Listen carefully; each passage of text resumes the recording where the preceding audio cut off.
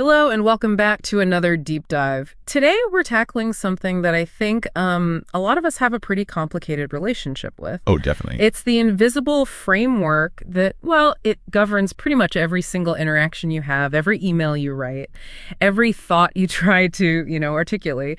We're talking about the architecture of language itself. It's the operating system of the human mind, really, when you get right down to it. Exactly. But here's the thing, and I think most of our listeners will relate to this. When you say the word grammar, people they tend to freeze up. It brings back this very specific kind of anxiety. You're suddenly back in fourth grade. There's a red pen all over your paper. You've dangled a participle, whatever that is, and you feel like you've committed some kind of crime. Oh, absolutely. It's what I call the imposter syndrome of language. Yep. We speak it every single day. We're fluent. But if I stopped someone on the street and asked them to, say, define a preposition or explain the function of a conjunction, they'd likely panic. It feels like math anxiety. It does, which is why I was so fascinated by the stack of research and materials we're looking at today. We're analyzing a curriculum known as Lucky English. Right. Now, on the surface, this presents itself as a beginner's guide. It's designed for ESL learners. But, and here's where it gets really interesting, when you actually peel back the layers, it offers this incredibly intuitive, almost philosophical way to look at how we construct reality through our words. That's the key phrase right there. Constructing reality. Yeah. The core argument in this source material isn't just, here are a bunch of arbitrary rules you have to memorize. Not at all. It uses this really compelling metaphor of the body. Right. Let's unpack that immediately, because usually grammar is taught as like a list of laws. Thou shalt not do this. Yeah. This material argues it's more like biology. Exactly. The material asks you a simple question. Do you have a body? Do you have legs? Do you have eyes? Well, why do you have legs? To walk. To walk. Why do you have eyes? To see. They aren't there because a rule book says they have to be there. They're there because they have a function. If you remove the legs, the body can't move. And the argument here is that a sentence works in the exact same way. Precisely. A sentence is an organic system. It has parts, not to annoy you, but because each part has a specific job to do to keep the thought alive and moving. These are the parts of speech, just like parts of the body.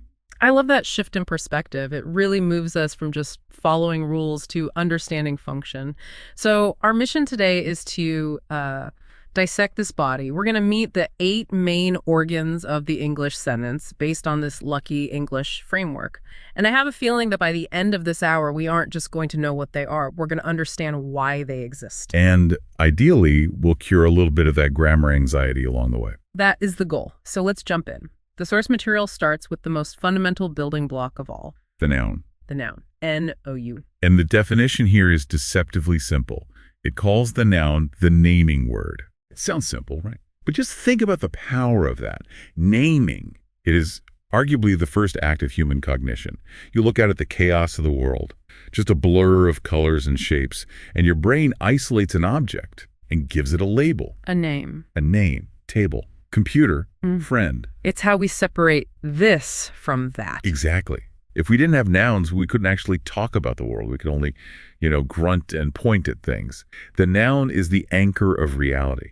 And the source material breaks this down into 4 main categories: a person, a place, a thing, or an idea. Okay, let's walk through those, because I think thing is easy, but idea is where people get tripped up. Right. So let's start with the concrete. The source uses what it calls the see, touch, feel technique.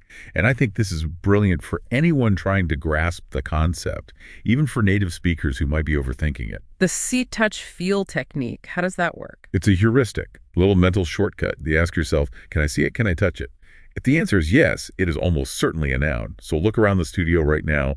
What can you touch? I can touch this microphone. I can touch the table. I can touch my coffee cup. Boom. Microphone, table, cup. Those are all nouns. They're physical objects that exist in space-time. This applies to people too. I can see you. You're a host. And you're an expert. Exactly. Those are labels for people. They're nouns. Okay, so that covers the hardware of reality, the physical stuff. But the source material throws a bit of a curveball. It asks about a unicorn. Yep, the unicorn test. Because I certainly cannot touch a unicorn. I've tried. They are very elusive. They are. But here's the nuance. If you saw a picture of one, or if you just imagined one in your head, could you count them? Could you say, there were two unicorns in my dream? Yes, I suppose I could. Then it's a noun. It's a thing in the mental landscape. And this is the bridge that takes us to the most fascinating category of nouns, which the source calls abstract nouns. And this is the idea category you mentioned. Right. These are things you can't touch, you can't put them in a box, but we treat them as if they are objects. Take the word love or happiness or freedom. Or grammar. Or grammar. Exactly. You can't hold grammar in your hand. Yeah. But you can study it. You can hate it. You can use it.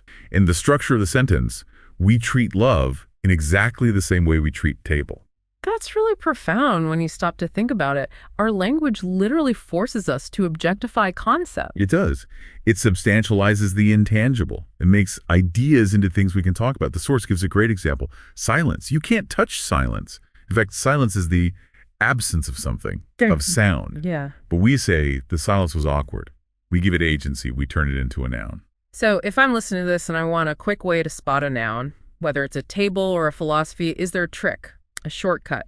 The Lucky English method suggests a very reliable signal detection tool. It's called the article test. The article test. Look for the little words, a, an, or the. In English, these words are basically flashing neon signs that say noun incoming. Like a little herald trumpet announcing its arrival. Exactly. If you see the word the, your brain should immediately start looking for the noun. It might be the very next word, like in the cat. Or it might be a few words later, like in the big, fat, lazy cat. But that word the is promising you that a noun is on its way. Okay, so we have our nouns. We have named the pieces of our world. We have John. We have pizza. We have the room. But if we stop there, conversation gets really, really tedious, doesn't it? It gets incredibly inefficient. And this brings us to the second organ of the body, the pronoun. The source material calls the pronoun the substitute. Yes. And they use a sports analogy here, which I think works perfectly.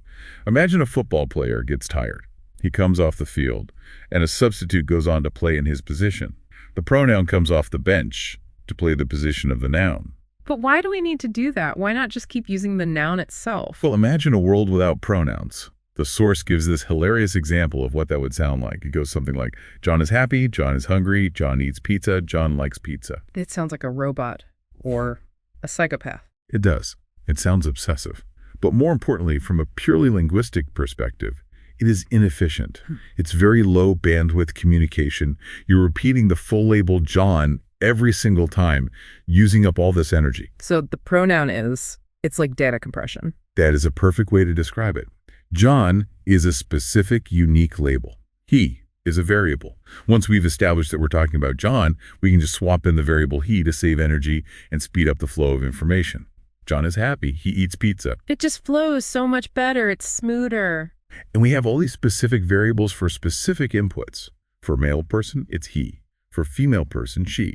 For a thing, it. For a group of people or things, they. And for ourselves, I. I and you. These are probably the most used words in the entire language. They are pronouns. They replace our actual names. Imagine if every time I spoke to you, I had to say, the expert thinks that the host is correct. It would feel very formal and strange. The host agrees with the expert. Exactly. I agree with you. It creates immediacy and connection. Now, the source material includes a little replacement game to test this logic. I want to try a few rounds of this just to see the mechanics in action. I'll give you the noun phrase. You give me the data compressed pronoun. I'm ready. Send in the substitute. Okay. First one. The massive, expensive computer. Yeah. See, that's so satisfying. 4 words just became one. How about my colleagues and I? We? The students in the back row? They? It really is all about efficiency. But I have a question. Does this ever cause problems? I feel like sometimes using he or it can be confusing. Oh, absolutely. This is the danger of compression. It's called ambiguity. If I say, the dog bit the man because he was angry, who is he? Is the dog angry? Or is the man angry? We don't know. Exactly. The pronoun he could point to either noun in that sentence. So while pronouns are the best friend of the noun, you have to be careful. You have to make sure the reference is clear. But generally, they are the grease that makes the engine of language run smoothly. So we have the noun, which is the name, and the pronoun, the shortcut.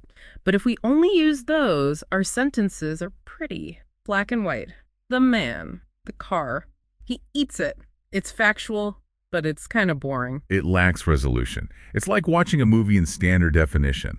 We need high definition. And that brings us to friend number 3 in the lucky English lineup, the adjective. The adjective. Or, as the source calls it, the describing word. It also calls it the flavor or the spice of the sentence. Spice is a classic metaphor. But sticking with your technology analogy, I prefer to think of it as focusing a camera lens. Oh, I like that. Explain that. Well, if I say the word pizza, which is the example the source loves to use, you have a generic sort of clip art image of a pizza in your head. It's just a placeholder. Sure. But if I say the cold, greasy pizza... Oh, okay. Yeah, the image in my head just changed completely. It's pretty unappetizing now. Exactly. Or if I say the steaming, spicy, delicious pizza, the noun itself didn't change. It's still technically a pizza. But your mental simulation of it changed radically. Adjectives modify the reality of the noun. They tell us what kind or how many. And the source mentions that numbers and colors fall into this bucket too, which is interesting. Yes, absolutely. You say the red car. The word red is an adjective there. It's describing the car. Or 3 pens. 3 is functioning as an adjective because it's answering the question, how many pens? Now, there is a very specific test the source material suggests for identifying adjectives, and I actually found this really helpful because sometimes it can be hard to tell. It's called the very test. The very test, yes. This is a heuristic that's based on the idea of gradients. Gradients. Well, nouns are usually binary. Something is a table or it isn't. You can't really have a very table. I mean, I've met some people who are a bit table, a bit wooden, but grammatically, no. Exactly. But adjectives, they usually exist on a spectrum. You can be happy, be very happy. Yes, of course. Can you be a little bit happy? Yes. Then happy is an adjective. Try it with hot. Can you be very hot? Yes. Now try it with phone. Can you be very phone? No. That sounds completely broken. So phone is a noun. This test works because adjectives are all about qualities, and qualities usually have degrees or levels. That is a great tip. The source encourages us to just look around and describe things. Like my shirt, for instance. Okay, let's apply the adjective filter to your shirt. Tell me about it. Well, it's blue. Blue. That's an adjective. It's soft. Soft. Also an adjective. And to be perfectly honest, it's pretty old. Old. Adjective. You see, you've just taken a generic object, shirt, and given it texture, color, and age. You've brought it to life with adjectives. Okay, so let's take stock here. We have the actors on the stage, the nouns. We have their costumes and the set design, the adjectives. But the whole stage is frozen. Nothing is actually happening yet. We need the engine. We need the heartbeat of the sentence. We need the verb. The verb. The source material calls this one the action hero. And rightly so. Because without a verb, you do not have a sentence. You just have a list of stuff. Table, blue, cat, soft. That's not communication. That's a grocery list. You need movement. You need something to happen. You need something to happen. The cat jumps. Now we have a story. Jumps is the verb. It's the action. So the definition given is that the verb shows what someone or something is doing. Things like run, jump, eat, sleep. These are the easy ones to spot. Right, the action verbs. These are dynamic. You can physically see them happening. But the source material, and I'm so glad they included this because it's a huge stumbling block for beginners, raises the question, what about the word is? Ah, yes. The existential crisis of grammar. Right. In the sentence, he is happy. He isn't running. He isn't jumping. He's just being. So is a verb. It is absolutely a verb. In fact, it's arguably the most important verb in the entire language. The verb to be and all its forms. Am, is, are, was, were. So it's not an action. Not in the cinematic sense, no. A better way to think of it is as a mathematical symbol. Think of is as an equal sign. An equal sign. Yes. He, happy. The verb is simply connects the subject, he, to the description, happy. It asserts a state of being. It asserts existence. Without that little equal sign, the two words can't connect to each other. That makes so much sense. So verbs can be actions like running, or they can be states of being like being happy. Correct. And the source suggests a little can you do it test to help identify verbs, which is actually kind of fun. Let me try. Can you pizza? No. I can eat pizza, but I cannot perform the act of pizzaing. Okay. Can you sing? Yes, I can. Can you happy? I can be happy, but I cannot happy. So if you can physically do it, it's probably a verb. With the little caveat that English is a very flexible language and we love to turn nouns into verbs, you know. Friend me on social media, Google it. Let's table the discussion. We should podcast about it. Exactly. But fundamentally, the test holds up. And the verb also carries the timeline. That's another deep insight. Nouns don't have a tense. You can't have yesterday table, but you can have yesterday I ran. The verb is what tells you when the reality is happening. So the verb is the time lord of the sentence. I love that. Yes, it is. Okay, so we're running, we're jumping, we're being, but just like with the noun, the action itself can be a little generic. I can run, but how am I running? Now we need to modify the action. We need to add detail to the verb. We need the adverb. The adverb, it literally sounds like add plus word. Which is the perfect mnemonic. It adds to the verb. Yeah. The adjective describes the thing. The adverb describes the action. The source material focuses on the question how. How are you walking? Are you walking slowly? Are you walking quickly? Are you walking quietly? I'm noticing a pattern there. The ly tail. Slowly, quickly, quietly. The source calls this the secret clue. If you see ly at the end of a word, it's probably an adverb. It's a very, very reliable tag. It's like a little handle the language puts on a word to say, hey, stick me onto a verb. Now, I know some famous writers, I think Stephen King, for example, famously hate adverbs. He says the road to hell is paved with adverbs. And from a stylistic point of view, he has a point. He would argue, don't say he closed the door firmly, just say he slammed the door. Use a stronger, more descriptive verb instead. Right. However, for the lucky English learner, or for anyone who's just trying to be precise, adverbs are absolutely essential. Sometimes there isn't a stronger verb. Sometimes you just need to say, he spoke kindly.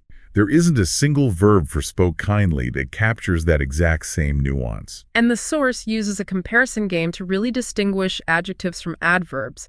I think this is crucial because people mix them up all the time. They do. It's the whole I'm doing good versus I'm doing well problem. Let's look at the example they use. She is a slow runner. Okay. In that sentence, the word slow is describing the runner. A runner is a person, which is a noun. So slow is an adjective. Okay. Now the second sentence, she runs slowly. Now slowly is describing runs, and runs is the action. It's the verb. So slowly is the adverb. And this explains why saying he speaks loud is technically wrong, even though everyone says it. Right. Loud is an adjective. You can have a loud voice. Right. But if you were describing the action of speaking, it should be he speaks loudly. We're getting deep into the mechanics now. We have the noun, pronoun, adjective, verb, adverb. So we have a character, we know what they look like, and we know how they're moving. But where are they? Are they just floating in a white void? Exactly. We need to place them in space and time. We need the preposition. The preposition, P-R-E-P-O-S-I-T-I-M. And the source points out the word position hiding right there in the middle. Which is the big clue. It is a position word. It tells us the relationship between two things in space or time. It's the GPS of the sentence. The GPS. I like that. The source uses the box analogy. Imagine a cat in a box. Right. The cat can be in the box. Yeah. It can be on the box. Yeah. Under the box. That's Beside it. the box. Behind the box. Those little words in, on, under those are the prepositions. And think about how crucial they are for meaning. If I tell you, meet me at the coffee shop versus meet me behind the coffee shop, that is a very, very different vibe. Very different. One is a casual date. The other sounds like a spy movie. Exactly. Yeah. The preposition completely defines the spatial relationship.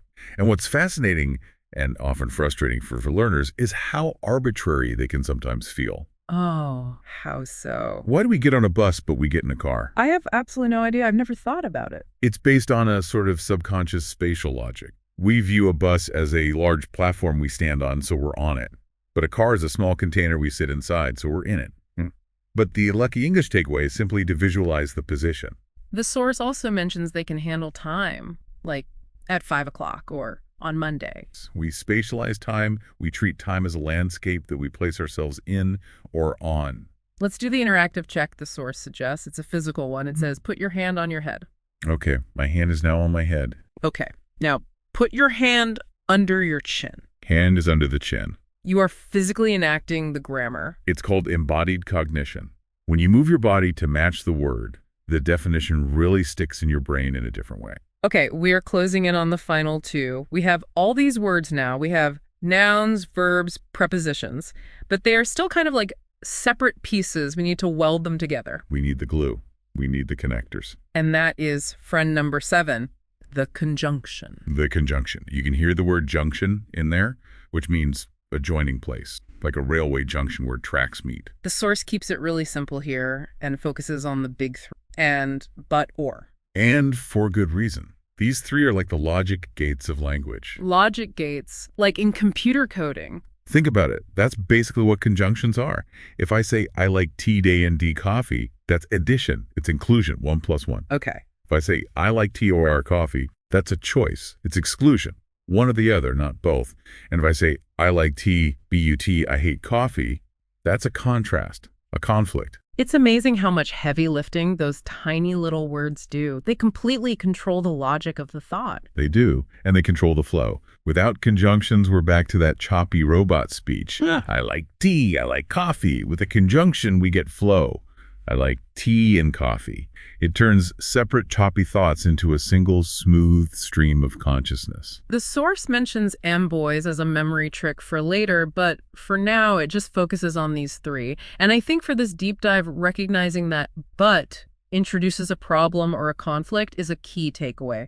I want to go out, but it is raining. It signals a pivot. It tells the listener, hold on, a change of direction is coming. It manages expectations. And finally, we have the eighth friend. This one feels like the outlier, the one that doesn't really play by the same rules as the others. It's the anarchist of the grammar world. The interjection. The interjection. The source calls it the emotion word, or my personal favorite, the emoji of grammar. The emoji comparison is absolutely spot on. It is, because interjections tend to bypass the intellectual thinking part of the brain and come straight from the lizard brain. Words like ouch, wow. Oops. They don't need a verb. They don't need a noun to make sense. They just stand alone. They're pure, unfiltered reaction. Yeah. If you drop a heavy hammer on your toe, you don't form a full sentence like, I am currently experiencing a significant amount of pain. Yeah. You just say, ouch, or, something a little stronger. We'll stick with ouch for the broadcast. It's the rawest form of language. It's almost pre-language. Yeah. And in writing, they get their own special punctuation mark to show that energy. The exclamation mark. The bang! Wow, bang! It shows volume and intensity. So we have done it. We've dissected the entire body. We have the noun, which is the name. The pronoun, the substitute. The adjective, the describer. The verb, the action. The adverb, the modifier of the action. The preposition, our GPS. The conjunction, which is the glue. And the interjection, the emotion, the crazy eights. Now, the Lucky English material ends with what it calls a final quiz. But I want to do this as a real analysis. I want to take the sentence they provide and really look at how all these parts interlock. It's like opening up a watch and seeing all the tiny gears working together. Let's do it. What's the sentence? The sentence is, wow. She quickly ate the hot pizza on the table and smiled. Okay. Wow. She quickly ate the hot pizza on the table and smiled. That is a grammatically complete ecosystem. Everything is in there. Let's break it down piece by piece. First word. Wow. Interjection, pure emotion. It sets the tone immediately. Something surprising or impressive just happened. Next up, she. That's our pronoun. We don't know her name, but we know it's a female subject. She is the actor in our little story. Quickly. Adverb, you can see that ly at the end. It's modifying the verb that's coming up. It tells us the speed of the action. And that action is ate? The verb. The first action. It's in the past tense, so we know the eating has already happened. That's our article. The little flashing sign telling us a noun is on the way. It's not adjective. It's giving us that high-resolution detail about the noun. It's not just any pizza. And that noun is pizza. The noun, the object of the sentence, the thing that is being eaten. On. Preposition, giving us the location in space. Where is this all happening? The table. That's a noun phrase, with table being the key noun. That's the location. On. The conjunction. Our piece of glue, it's connecting the first action, ate, to the second action that's about to happen. And that second action is smiled. Another verb. The second action she performed. That is beautiful. When you break it down like that, Yes. you have emotion, you have a character, speed, an action, an object, a description, a location, a connection, and a reaction, all in one single breath. When you break it down like that, it stops being about rules you have to follow, and it starts being about engineering. It is engineering. Yeah. You are literally building a thought. And just like Lego bricks, once you know what the different brick shapes do, you can build anything. You can build a castle or a spaceship or a love letter. That is a wonderful place to land. It really takes the fear out of it. You aren't being judged by some grammar police. You're just building with bricks. Exactly. So, to our listeners, here is the challenge the source material leaves you with. And I think it's a great little mindfulness exercise. Look around your room right now.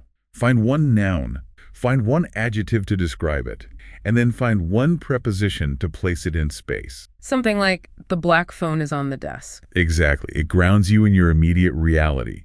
It forces you to notice the world around you and how you label it. Thank you so much for joining us on this deep dive into the nuts and bolts of our language. Hopefully grammar feels a little less like a monster and a little more like a tool set now. It was my pleasure. Keep building those sentences. Good luck with your English, and we will see you in the next deep dive. Bye-bye.